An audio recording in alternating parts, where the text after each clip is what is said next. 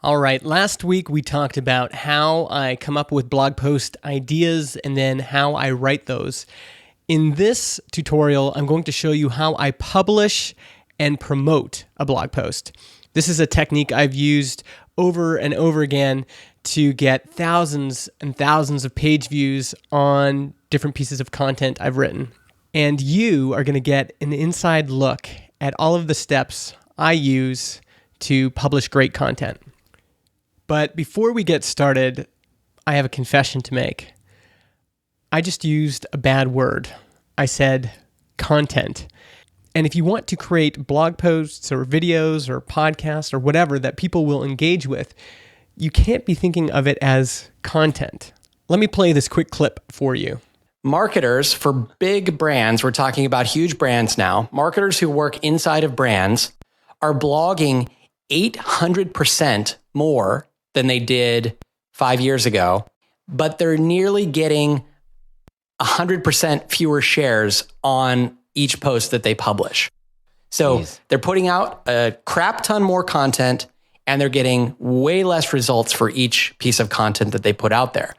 Because in their mind, they just decided that more is better and they don't understand what substance is. They just know that they need to put things out there and that people will click on them and magic happens and then their business grows. But it doesn't really work that way because there's a flood of content out there and there's a flood of copycat content.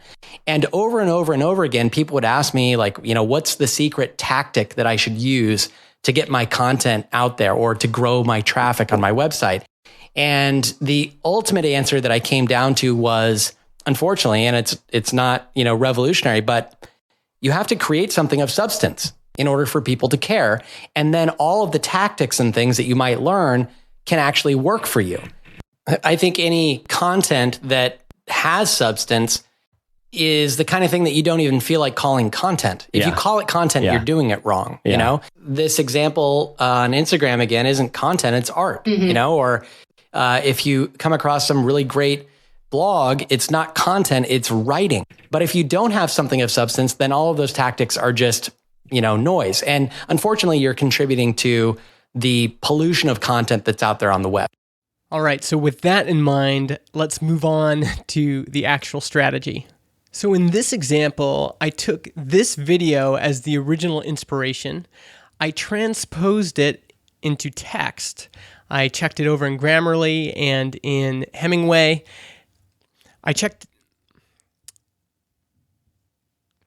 So in this example, I used this video as the initial inspiration for the post. I transposed it into text here. It's also been checked for grammar. And now I'm going to go into WordPress and I'm going to create a new post. So I'm going to grab the title here, and then I'm going to grab the actual text content. Now, in this case, I'd like to embed this video as well. So if people land on this blog post, they can also watch the video. It'll also add a nice visual right at the top. So I'm going to grab this URL. Now, in WordPress, you can just paste a YouTube video right in and it'll automatically embed it. One thing I've found is that these do not always render really nicely. So for example, if we look at the mobile view, it kind of stretches it out this way.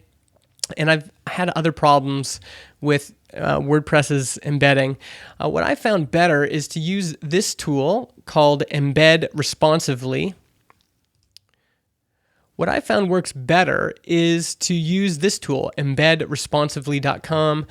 Just paste in the YouTube URL and it gives you just a much better embed code. So if I go into the code view here, I can put this in. And I'm just going to add a heading tag here. And now if we preview this, you'll see that the video is the full width of the article and just renders properly. It's actually a responsive rendering of that video. What I like also about this is so now people can watch the video if they want, but I also have this nice visual right at the top. I'll probably add in some other visuals. For example, here I'm talking about Arnold Schwarzenegger. So I'm going to add that image to this section here. Just Drag and drop it. Another quick tip is that your titles and alt text really matter. And so if you want to improve your search results, one thing you can do is add really great titles, captions, and alt text.